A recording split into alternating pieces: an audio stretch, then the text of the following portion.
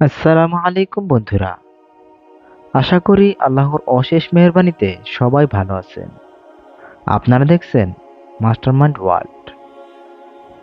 তিনটি অলৌকিক ঘটনার অপূর্ব শিক্ষা। সূরা আলে ইমরানের পবিত্র কোরআনে দ্বিতীয় সূরা অবতীর্ণ হয়েছে মদিনায়। এর রুকু 20, আয়াত 200। নাজরানের খ্রিস্টানরা মদিনায় মহানবী সাল্লাল্লাহু আলাইহি সাল্লামের দরবারে উপস্থিত হয়ে নিজেদের সত্য ধর্মাবলম্বী বলে দাবি করলে সব ভুল ধারণা নিরসন করতে মহান আল্লাহ তাআলা এই সূরাটি অবতীর্ণ করেন। মহানবী সাল্লাল্লাহু আলাইহি সাল্লাম বলেন, যে ব্যক্তি বৃহস্পতিবার দিবাগত রাতে এই সূরাটি পড়বে, সপ্ত জমিন থেকে সপ্ত আসমান পর্যন্ত তার সওয়াব হবে। সূরা আলে ইমরানে ইমরান পরিবারের কথা বলা হয়েছে। পরিবারটি আল্লাহর উপর অবিচলতা, পরিশুদ্ধতা এবং ধর্মের সেবার এক উজ্জ্বল নিদর্শন। এই সূরা কেন্দ্রীয় বিষয় আল্লাহর ধর্মের উপর অবিচলতা। সূরাটি দুই ভাগে বিভক্ত। প্রথম ভাগের আয়াত 1 থেকে 120 বিষয়, চিন্তা ও দর্শনের মোকাবেলায় কিভাবে অবিচল থাকতে হয়। নাজরানের খ্রিস্টীয় প্রতিনিধি দলের সঙ্গে রাসূল সাল্লাল্লাহু আলাইহি সাল্লাম আলোচনা বিতর্কের মধ্যেই তা ফুটে উঠেছে। দ্বিতীয় ভাগের আয়াত 121 থেকে 200 আয়াতগুলো আমাদের সামনে স্পষ্ট করে ধর্মের অভ্যন্তরীণ বিষয়ে কিভাবে অবিচল থাকতে হয়।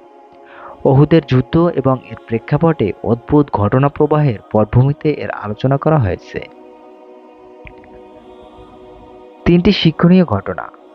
সূরা আলে ইমরানে তিনটি শিক্ষণীয় ঘটনার উল্লেখ আছে।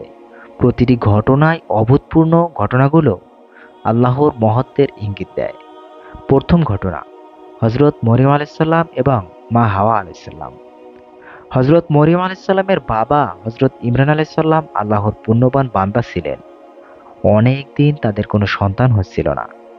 একদিন তিনি দেখলেন একটি পাখি তার বাচ্চাকে খাওয়াচ্ছে। এই দৃশ্যটি তার মনকে নাড়া দিল। তার মনে সন্তান লাভের আশা জেগে উঠল। তিনি আল্লাহর কাছে দোয়া করলেন যে আল্লাহ তাকে কোনো সন্তান দিলে তিনি তাকে বাইতুল আকসায় খেদমতে অক্ফ করে দেবেন। আল্লাহ তার দোয়া কবুল করেন, তার এক কন্যা সন্তান জন্ম নিল। দ্বিতীয় ঘটনা, হযরত জাকারিয়া আলাইহিস সালামের সন্তান লাভ। নিষ্পাপ মেয়ের জবাব শুনে হযরত জাকারিয়া আলাইহিস সালাম সন্তানের জন্য ব্যাকুল হয়ে উঠলেন।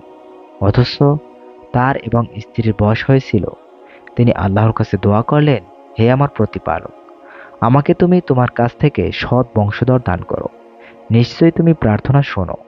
আয়াত নাম্বার 38। তৃতীয় ঘটনা, হযরত ঈসা আলাইহিস সালামের জন্ম।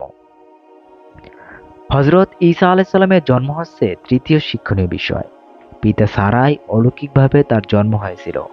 ফেরেশতারা মরিয়ম আলাইহিস সালামকে সন্তান জন্মের সংবাদ দিলে তিনি বললেন, হে আমার প্রতিপালক, আমাকে কোনো পুরুষ স্পর্শ করেনি, কিভাবে আমার সন্তান হবে? তিনি বললেন, এভাবেই আল্লাহ যা ইচ্ছা সৃষ্টি করেন। তিনি যখন কিছু স্থির করেন তখন বলেন হও, আর তখনই তা হয়ে যায়। আয়াত নাম্বার 47। ঈসা আলাইহিস সালামকে আল্লাহ বহু মুজিজা দান করেছিলেন। আল্লাহ বলেন, আর তারা ষড়যন্ত্র করল, আর আল্লাহ পরিকল্পনা করলেন, আর আল্লাহই তো শ্রেষ্ঠ মহাপরিকল্পনাকারী। সূরা আলে ইমরান, আয়াত নাম্বার 54।